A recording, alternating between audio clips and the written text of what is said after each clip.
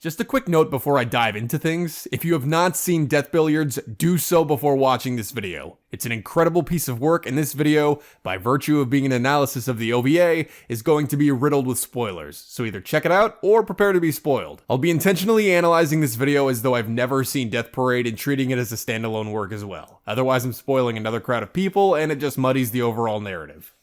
Death Parade is one of 4 anime created from 2012's Young Animator Training Project, a Japanese government-funded program that gives money to certain anime studios to train new animators with. While some of these simply exist in the form of their one-shot animations, others go on to be full-blown anime, such as Little Witch Academia.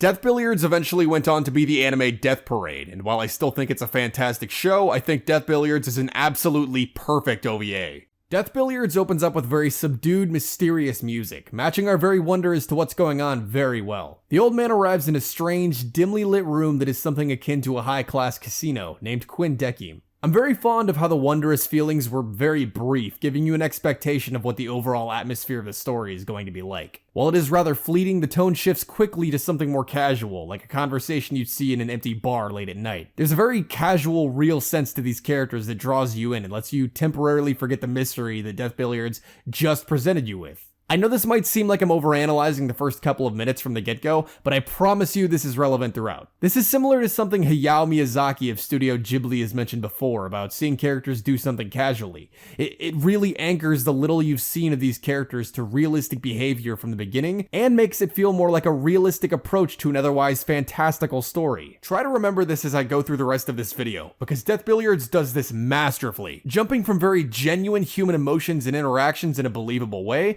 then pushing you back to an enticing mystery about why any of this is happening in the first place. The bartender asks if either of them can remember how they've arrived here. The young man remembers his girlfriend hugging him and laying down in bed, but nothing past that. The old man remembers drinking on his porch in the daytime, but nothing past that. The bartender lays down some very basic info on their situation.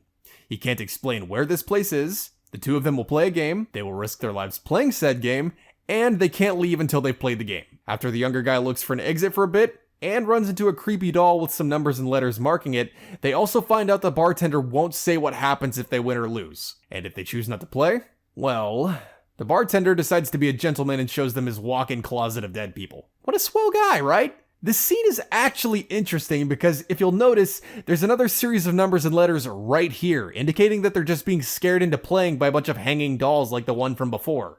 When it gets revealed they'll be playing billiards, there's this massive transformation in the room, giving this pretty intense feeling that this is suddenly something far, far bigger than both the viewer and the characters initially thought. After the bartender explains the rules and that each billiard is displaying their organs and blood pressure in real time, you'd likely feel certain that this far bigger thing I just mentioned is some sinister, twisted, fucked up presence behind the game itself.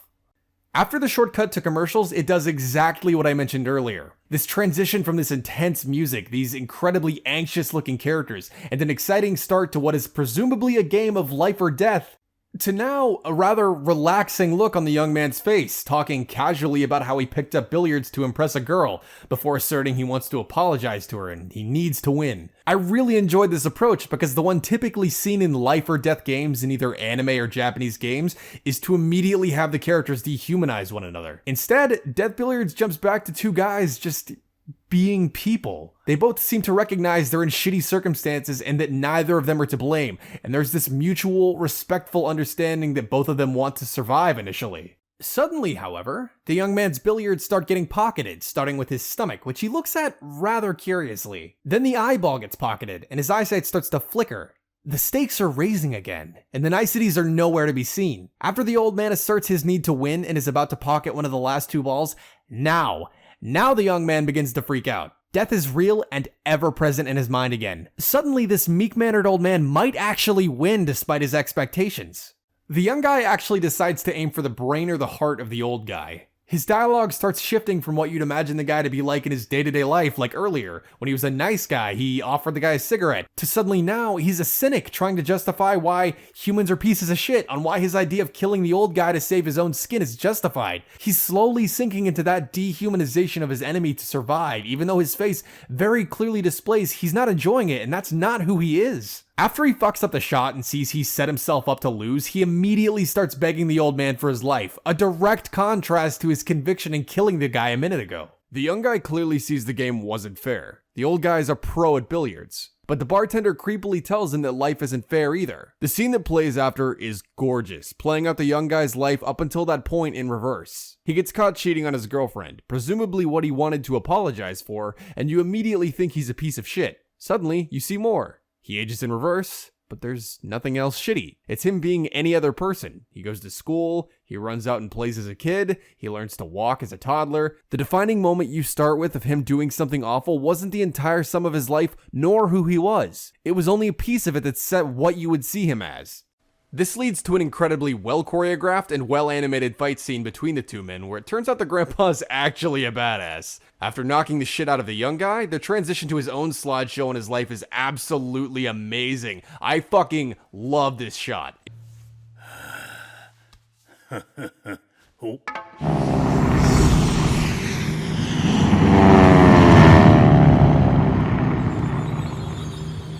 This time, in chronological order, you see him as a kid from World War II up until now. There's a single brief clip of him bullying another kid with some thugs, and then you see his life play out pretty much as usual.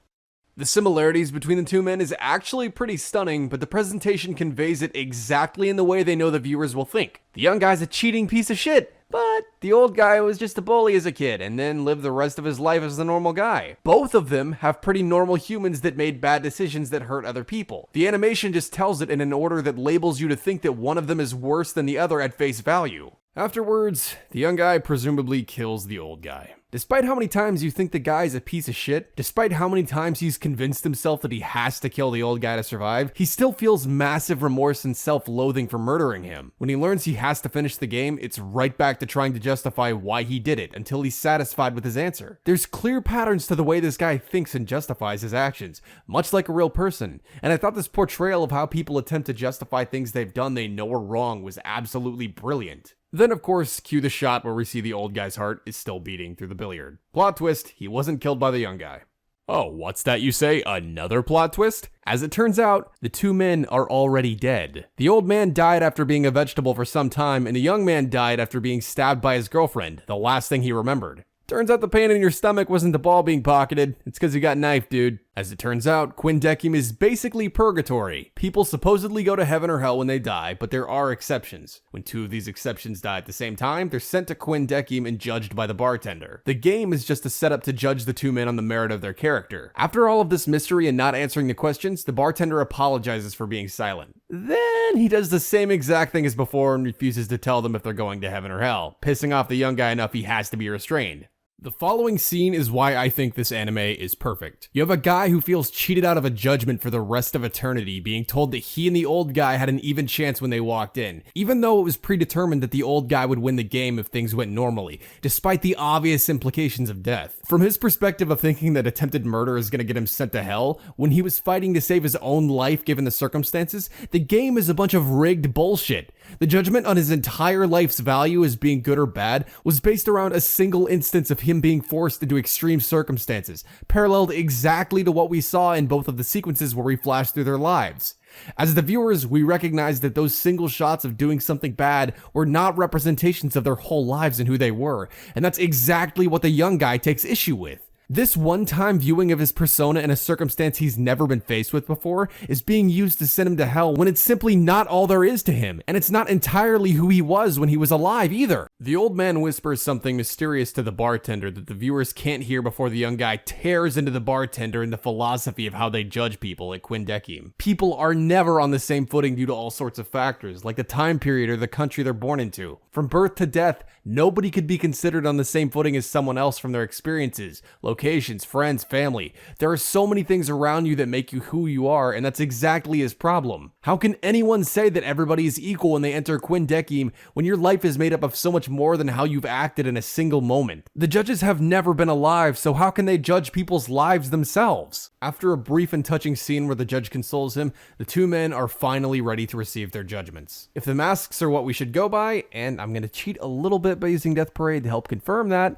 then the young guy is sent to heaven and the old guy is sent to hell. There's a peculiar shot of the old guy smiling rather creepily before the elevator shuts, and the big question everybody has at this point is pretty obvious. What did the old guy say to the judge earlier? While I know these are meant to be ambiguous, I'd like to use the earlier themes to just posit my own theory. While a few scenes spent time showing the young guy as being a cheater and painting him to be sort of the bad guy between the two, the old man was a little bit more out of focus. The old guy clearly thinks that by virtue of appearing as a sweet old man that the odds are in his favor. In a last act of trying to appear good, he asks to trade places with the young man, but that's probably impossible for something like this. At the end, he smiles thinking he's fooled them into buying his sweet old man act and will get his reward of being sent to heaven, unbeknownst that he's in the elevator to hell. But as I said, it's intentionally left vague and up to viewer interpretation, so maybe I'm wrong. Regardless of theory, the one message of many from Death Billiards that resonated with me the most was this: people are more than, and have more to themselves than, a single fault or instance in their lives. Overall, I really don't like doing reviews of something where the review is nearly as long as the thing you're reviewing itself, but it just happened naturally with how much there was to grab onto and think about in every part of Death Billiards for me. There's literally no fluff to this story. Everything serves a purpose both visually and through the dialogue. I very rarely want to call any entertainment perfect, but I personally found this OVA to fit all of my criteria as hitting a perfect 10 for me. Let's look at everything. The animation was outstanding. There were minor things that could be easy to overlook or excuse to not animate, like characters' reactions when they're not necessary, such as the black-haired woman's reaction to the fish tank getting destroyed, or the young man's reaction to dropping his cigarette on himself, or even how the billiards placements remain entirely consistent between every scene, to the major things like the big fight near the end or intense character expressions. It's never afraid to make these characters look gross for the sake of making it more gritty and real, from snot and tears to the old man's dentures flying out. Everything looks incredibly clean in motion. Music is absolutely phenomenal. The opening scene's got this weird mixture of coziness and mystery that perfectly represents the atmosphere of Quindecim, which I will get to in a second. The scene where they begin to play billiards and the characters learn their organs are displayed on them has this exciting tone that gave me the same sense of hype as a sports or gambling anime, but with this looming undertone of dread and anxiety at the implications the protagonists have just been faced with. The story deliberately chooses not to give these characters names for this extra layer of mystique. Even during the most intense scenes, it's hard not to let your mind wander to all these things that seem off at a second glance. The dolls watching from above, the bartender's ominous words in conjunction with this focus on his strange eye, the old man's weird and creepy smile at the end that could be interpreted a million different ways. Even on rewatching it for this review and knowing the story, the mysterious atmosphere still didn't feel like it had disappeared for me. Okay, I think you guys understand how I feel about this OVA now. On each viewing of Death Billiards, I always end up finding something I didn't notice, either thematically or visually, so maybe there's something I missed here as well. What did you guys think of Death Billiards? Did you like it? Hate it? Did Death Parade live up to this OVA? Is there something I missed? Am I stupid? Should I kill myself? Is cereal a milk or a soup? Do our actions truly matter when the heat death of the universe is inevitable and we're all spiraling towards a universe void of anything? Let me know in the comments. Having said that, I hope you guys enjoyed this analysis. I've got plenty more planned, and if you guys have any suggestions, leave them down in the comments. Thank you guys for watching. I am Pinwheel, and I hope to see you guys next time.